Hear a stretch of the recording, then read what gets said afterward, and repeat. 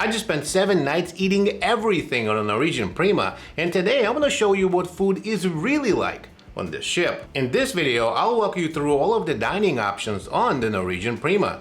I'll explain what's included, show you what costs extra, and share which restaurant I would book and which ones I would skip. And make sure to stay until the end, because the most important dining tip on this ship has nothing to do with the food itself. The 2 main dining rooms on the Norwegian Prima are Hudson's and the Commodore Room. Both share a menu and are included with your cruise fare. The difference between them is just decor. Breakfast and dinner are served daily, while lunch is normally available on sea days. The menus will change throughout your cruise. However, NCL does not offer traditional formal or gala night dining experience found on some of the other cruise lines if you've sailed on them before. So don't expect a special formal night menu or included lobster with dinner. Now, to me, Hudson's is more visually impressive than the Commodore Room. It wraps around the back of the ship and has large windows with sweeping ocean views. On the flip side, the Commodore Room feels more traditional and intimate. Unfortunately, during my sailing, the beauty of these rooms did not match the quality of the food. Breakfast was the strongest meal in the main dining room. The French toast was good, and the freshly prepared omelette was easily the best thing I ordered there. The avocado toast was only okay, and the yogurt parfait was not very good. Overall, I would rate the main dining room breakfast around a 6 out of 10. If you order a fresh hot omelette, you probably could push it closer to 7. It was not an outstanding breakfast, but it was calmer and more comfortable than fighting for a table at the buffet. Lunch was less successful. The menu was surprisingly difficult to get excited about. I remember reading through it several times and struggling to find anything that I really wanted to order. To be honest with you, the main dining room menus gave me little reason to come back. In my opinion, dinner was the weakest part of the main dining room experience. During my first dinner, leg of lamb was extremely thin. The honey roasted ham tasted like a type of a packaged ham steak you might buy at a supermarket. The lava cake was the best part of the meal, and I would give that around a 7 out of 10. Our second dinner was slightly better, but not by that much. Many of the sauces tasted canned or processed. Some of the dishes were overly salty, while others were too sweet, and several classic Western dishes simply lacked flavor. They did not taste like they were supposed to. Interestingly, the Indian and the Asian selections were normally the safest choices. Those dishes had stronger seasoning and were more likely to taste the way they were supposed to. The desserts were always too sweet. However, keep in mind, I'm not someone who really enjoys extremely sweet desserts. The service in the main dining room was okay. And let me be fair to the crew, servers were friendly and worked extremely hard. The problem appeared to be the staffing. At times, one waiter seemed responsible for several groups of tables without dedicated drink waiter, assistant waiter, or a sommelier to help them out. So when service slowed down, I didn't blame the individual crew members, more the process. They appeared to be doing the best that they could with a very heavy workload. Again, I've been on many cruise ships, I've tried many different main dining rooms, and this one was definitely understaffed. My overall main dining room rating on the Prima is about a 5 out of 10. Keep in mind, I am a big foodie and can be more critical than an average passenger. A less picky guest might find most of the meals acceptable, especially for breakfast. But if food is one of the most important parts of your cruise, dinner in the main dining room would not be my first choice. What saved the complimentary dining experience for me was Indulge Food Hall. This is the restaurant that makes free dining work on the Norwegian Prima. Indulge is located towards the back of the ship on deck 8 and has both indoor and outdoor seating. You sit at a table, place your order through a tablet, and choose dishes from several different kitchens. The plates are generally small to medium size, allowing you to sample several cuisines during one meal. The food is then prepared and delivered directly to your table. Because of that, Indulge feels more like a collection of small restaurants than a traditional buffet. And everything from the regular food stations is included in your cruise fare. And here's the most important tip you need to know. The pro move is to arrive about 15 minutes before Indulge opens every day especially on sea days. The seating area will normally be already accessible even if Indulge Food Hall is not open yet. That allows you to find a table, sit down, and wait for service to begin. Guests who arrive later may have very difficult time finding seating, especially during lunch on sea days. So arrive 15 minutes early and just wait for it to open. Another pro tip is that Indulge Food Hall is normally open on embarkation day. That makes this a great place to have lunch while you wait for your room to become available. Indulge also serves breakfast. Many of the breakfast items overlap with what you can find at Surfside Café. However, the egg bites were a big exception. I love those in the morning. They were delicious and reminded me of egg bites you can get at Starbucks. So overall, I would rate breakfast at Indulge Food Hall at about a 7 out of 10. Lunch and dinner is where this place becomes really special. The global flavors were much more exciting than anything I found in the main dining room or the buffet. Dinner includes many of the same lunch selections along with several additional dishes. The chicken tikka masala was one of my favorites, especially when it was served on fresh naan. The bacon-wrapped rotisserie chicken was another strong dinner selection. Because everything is served on smaller plates, you can order several items without committing your entire meal to one dish. The menus do not change dramatically throughout your cruise. In fact, they don't change at all. However, there are enough stations and selections to support several visits. I give both lunch and dinner at Indulge Food Hall a solid 8 out of 10. Forget the main dining room and the buffet. Indulge Food Hall is where it's at. And by the way, if this is your first time here, my name is Tom Sunday. I make a ton of cruise videos to help you have a better vacation. So make sure to subscribe and hit that notification bell so YouTube recommends my next helpful video to you. Surfside Café is Norwegian Prima's traditional buffet located on deck 17.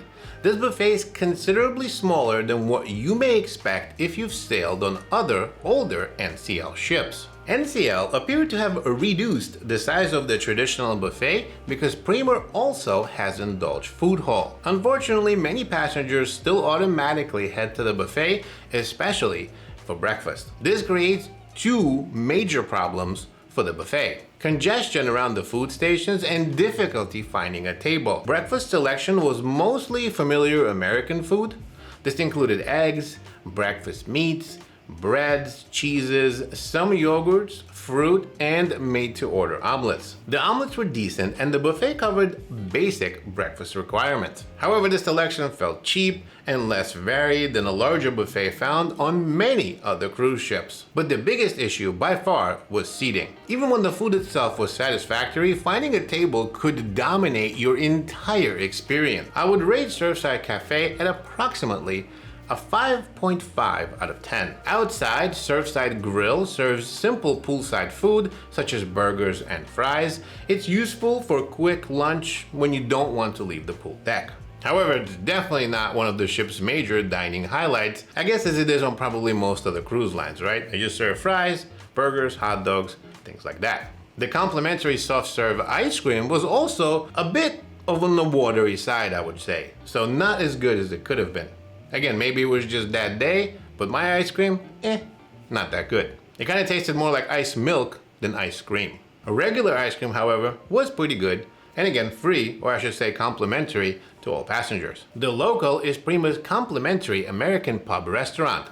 If you've sailed on older NCL ships, think of it as a newer and more polished version of Oceans. The menu includes burgers, hot dogs, chicken wings, nachos, salads, fish and chips, sandwiches, and several desserts. It also serves breakfast and remains an important late-night food option. The Local is useful because it provides seated alternative when the buffet is crowded or Indulge Food Hall is closed. The food was decent, but it leaned heavily towards greasy bar food. This is not a restaurant I would plan my evening around. However, it is dependable when you want something quick, casual, and familiar. I would rate the Local at about a 6.5 out of 10. The observation lounge is located high at the top in the front of the ship and offers some of the best indoor views on the Prima.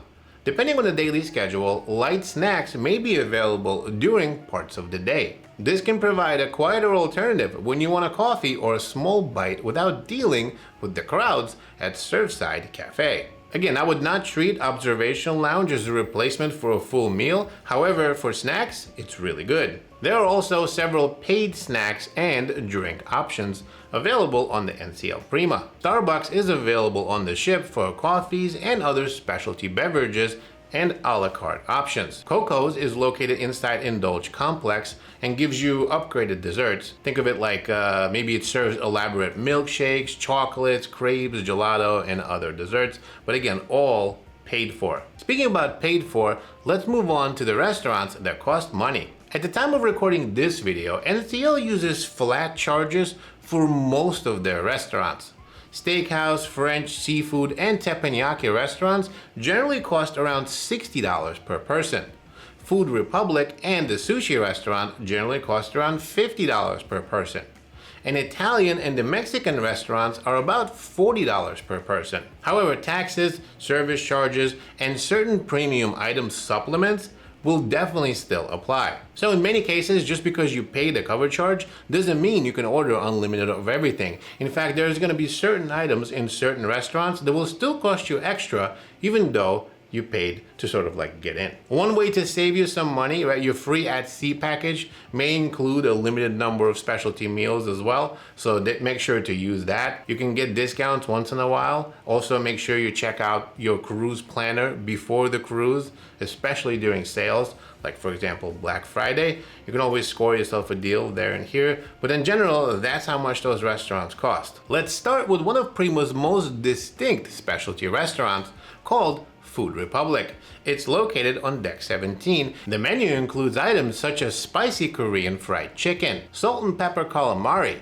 pork belly pot stickers, miso chicken, Peruvian beef skewers, pork belly bao, tuna pizza, and wonton tacos. The noodle and rice selections include shrimp pad thai, Thai steak and noodle salad, kimchi fried rice, and Vietnamese pho. There are also sushi selections with rolls such as crispy salmon, tiger, dragon, California, and volcano rolls. I would rate the overall restaurant at about an 8 out of 10. Food Republic is a strong choice for groups because you can share several items and try different flavors instead of ordering one traditional entree. Palomar is NCL's Mediterranean seafood restaurant. The menu includes tuna crudo, grilled prawns, grilled octopus, Greek salad, seafood salad, sea bass, scallops, soles, steaks, filet mignon, and even lamb chops. The premium items such as lobster, colossal shrimp, or whole fish, like I said, may carry a supplement charge. The tuna crudo, Greek salad, seafood salad, filet mignon, and the scallops were absolutely outstanding. I enjoyed eating at this restaurant very much, and I give it about an 8 out of 10. Los Lobos is Prima's Mexican specialty restaurant located on deck 8. The current cover charge, like I said, is about $40 per person, making it one of the least expensive specialty restaurants on the NCL Prima. To me, the star of this meal was the tableside guacamole. It was prepared directly in front of us and it was really good. The appetizers were also very good, and the restaurant had an enjoyable atmosphere. For me, the weakness was the main course selection. There were no filet mignon options, and my flank steak was kind of disappointing. However, the appetizers, guacamole, setting, and lower cover charge kind of kept the meal pretty enjoyable. I would rate Los Lobos at about a 7 out of 10. Now, Onda by Scarpetta is Prima's modern Italian restaurant. This meal had the biggest difference between the best and the worst dishes. Burrata was average. I rated it about a 6 out of 10. Then came the pasta. The pasta and the sauce had almost no flavor, which was genuinely surprising for a paid Italian restaurant. I gave that dish a 5 out of 10. To be honest with you, at that point, the meal was heading in the wrong direction. But my knight in shining armor was the filet mignon that arrived. The server had not asked me how I wanted it cooked, which was kind of surprising, but it arrived medium. Fortunately, medium is exactly how I normally order my filet mignon, and it was excellent. I mean, I gave the filet a 9 out of 10. It's one of the best steaks I've ever had.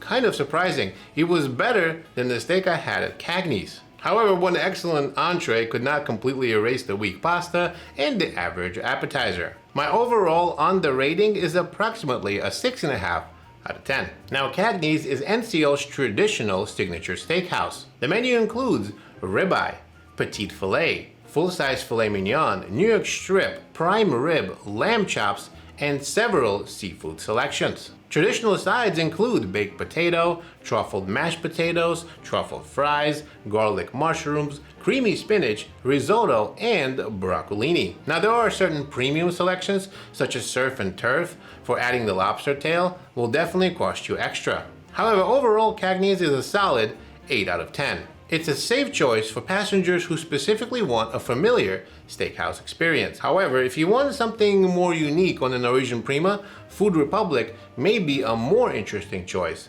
for you. Le Bistro is NCL's classic French specialty restaurant.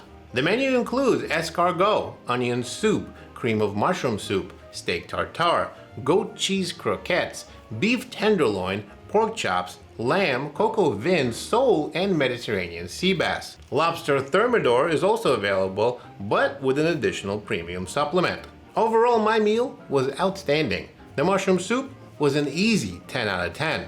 The filet was cooked perfectly, and the lamb and sole were also excellent. Le Bistro would be at the near top of my reservation list when I'm sailing on the Prima. Now, Hasuki is Prima's teppanyaki restaurant. The meal combines food with a live cooking performance at a shared grill table. The experience generally includes soup, salad, entree, and dessert. Selections include New York strip, chicken, shrimp, scallops, calamari, tofu, and yaki udon. Combination meals allow you to pair choices such as steak and shrimp, steak and chicken, chicken and shrimp, or scallops and shrimp. Then the chef prepares everything in front of you with the familiar hibachi tricks, jokes, and audience interactions. If you've never experienced teppanyaki, this could be a fun dinner for family or groups. But if you regularly visit hibachi restaurants at home, food and performance may be familiar and, not very unique. So in my opinion, if you've been to hibachi restaurants, I suggest going somewhere else. Nama is Prima's dedicated sushi restaurant. The menu includes traditional and modern sushi rolls, sashimi, crudo, tuna pizza, beef carpaccio, tartare, chicken, rock shrimp tempura, and a lot more. This is like a really good option if you want sushi or a lighter Japanese meal instead of another large steak dinner. The Haven restaurant is available exclusively to guests staying in the Haven. It serves breakfast, lunch, and dinner in a private setting. We were not staying in a Haven during our cruise, so I could not review it properly. However, make sure to subscribe because I will be sailing on the Haven very soon, and I'll have all of that content coming up for you. You don't want to miss out. After 7 nights, here is how I would summarize dining on a Norwegian Prima. The best complimentary restaurant is Indulge Food Hall. It offers the most interesting flavors, the best variety, and the strongest complimentary lunch and dinner on the ship. The biggest complimentary disappointment was the main dining room for dinner. Surfside Café is useful for basic breakfast food or something quick. However, the small room and the lack of seating make it extremely difficult, especially during busy periods. The local is a dependable casual fallback, especially when you want late night comfort food. Among the specialty restaurants, Food Republic offers one of the most distinctive concepts on the Prima. Le Bistro and Cagney's are also dependable choices if the respective menus appeal to you. And Palomar is probably a really good option if you're looking to visit other paid restaurants on the NCL Prima, especially if you're into the Mediterranean food. So make sure to check out the menu, and if you like it, I highly suggest. And I have one more major tip for you. Make sure your specialty dining reservations are reserved as early as possible. Unless your cabin category allows you to book earlier, try to board the ship as early as possible on embarkation day. If you're sailing in Haven, I believe you're able to book like 120 days in advance. However, if you're not, you definitely want to make sure you get on that ship as early as possible, and once you're on board, go directly to the restaurant reservation desk, and of course make your reservations. The line can become extremely long closer to sail away, like hours long. You definitely don't want to wait. Many popular restaurants and normal dinner times may already be sold out like at the end of the first day. Not even at the end. I mean, we boarded the Prima at around 12 p.m. By the time I got to the reservation desk, I think it was like 2 p.m. And by that point already, many of the 6 p.m. or 6:30 p.m. dining times were sold out at a lot of the restaurants. In fact, on day 2, I went to check and Cagney's was already sold out for the entire cruise. So have a plan before you board and make your reservations as early as possible so you get the best times for your dinner. I mean, you don't want to be eating at 9 p.m., you know? After you make your dining reservations, go complete your muster drill, and then after that, you can head to Indulge Food Hall for lunch while you wait for your room to become available around 2 p.m. And if you really want to be a pro, watch my NCL boarding guide. That video goes deeper into several important embarkation day tips that can help you cruise much smoother. I hope this guide helps you avoid disappointing meals, find restaurants that match your taste, and make the most of every dining opportunity on the NCL Prima. Thanks for watching, and I'll see you in the next video.